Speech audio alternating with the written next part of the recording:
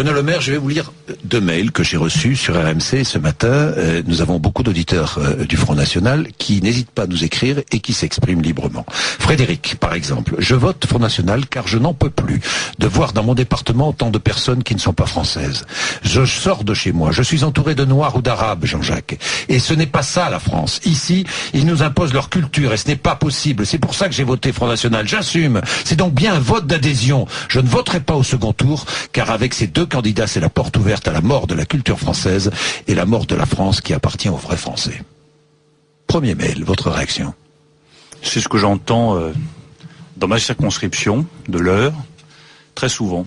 Et s'il y a bien une chose qui ne m'a pas surpris, c'est le score du Front National au premier tour de l'élection présidentielle. Je crois que pour nous, pour notre famille politique, c'est un défi. Alors comment est-ce qu'on répond à ce défi? D'abord, j'en suis très convaincu en réaffirmant haut et fort les valeurs auxquelles nous croyons. La valeur de la nation. Oui, nous croyons à la nation française.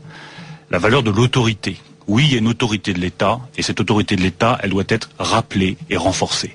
Quand on est devenu le pays champion du monde de réduction automatique des peines pour les délinquants, forcément vous avez ce genre de mail.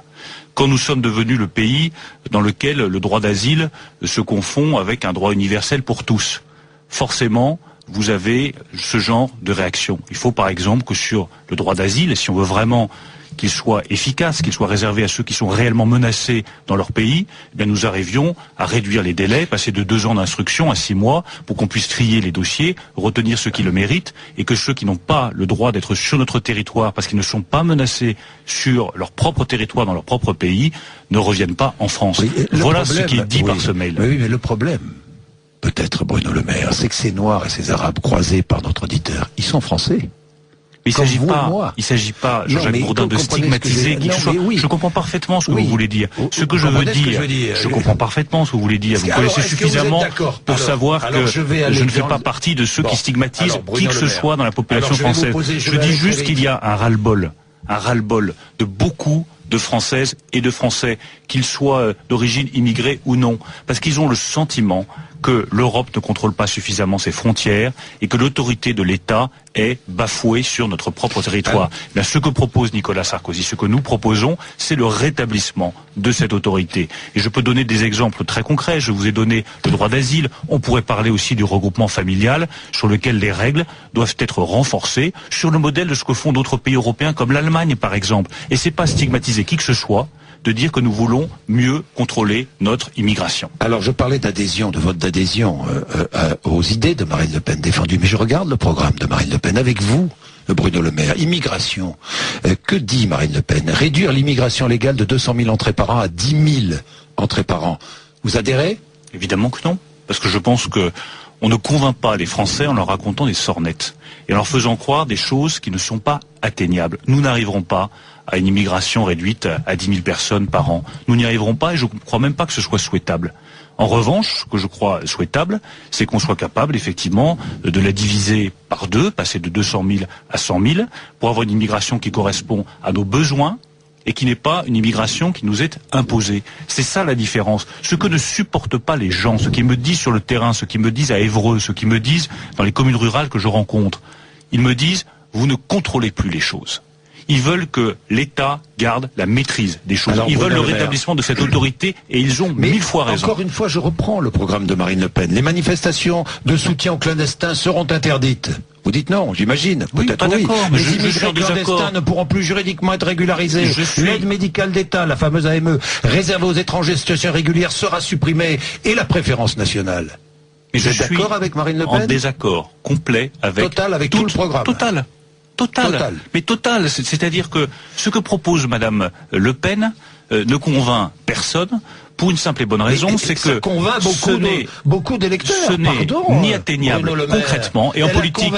Plus de 6 vous savez, en politique, quand vous commencez à promettre des choses que vous ne pouvez pas tenir et dont vous savez que vous ne les tiendrez pas, vous exposez les gens à de graves désillusions et donc à la colère. Moi, je pense qu'il est réaliste et raisonnable de passer de 200 000 personnes qui viennent sur notre territoire par an à 100 000, en renforçant le contrôle sur le droit d'asile, en renforçant les règles en matière de regroupement familial. Ça, c'est possible et c'est souhaitable. pardonnez-moi, mais dire qu'on va parvenir à l'immigration zéro, on n'y arrivera pas et ce n'est même pas souhaitable. Oui, mais Bruno Le Maire, j'entends Nicolas Sarkozy dès hier dire « j'ai compris les électeurs du Front National » et quand je vous pose la question sur le programme de Marine Le Pen, auquel adhèrent 6 millions de Français, vous dites « je ne prends rien ». Et moi, je ne suis pas certain que 6 millions de Français adhèrent au programme de Alors, Madame Le Pen. En elle revanche, ils manifestent une colère et je vais vous dire que dans bien des cas, cette colère est légitime.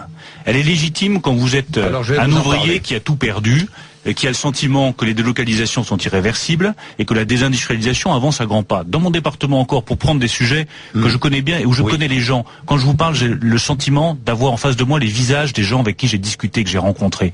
Moi, j'ai le souvenir de ces visages des ouvriers de la vallée de l'Andelle qui m'ont dit « Mais monsieur le maire, la vallée de l'Andelle, c'était une grande vallée industrielle il y a encore quelques années, maintenant il n'y a plus rien. On va devenir quoi ?» Moi, j'ai le visage de cette dame qui m'a dit, dans son pavillon d'une petite commune rurale de 300 habitants, qui a acheté son pavillon à la force de son poignet, qui m'a dit, voilà, monsieur le maire, je viens d'être cambriolé.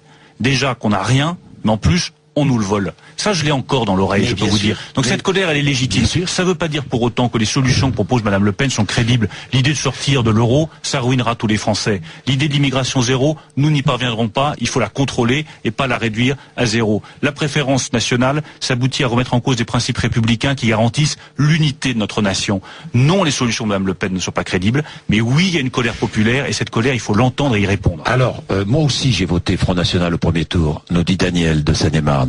Car nous n'en pouvons plus. Monsieur Sarkozy a plombé notre pouvoir d'achat. En un an, nous avons perdu 30% de notre pouvoir d'achat. L'essence, les courses, les médicaments déremboursés, l'augmentation de la mutuelle, les salaires qui baissent, suppression des heures de nuit, de la cantine gratuite dans l'entreprise, etc., etc.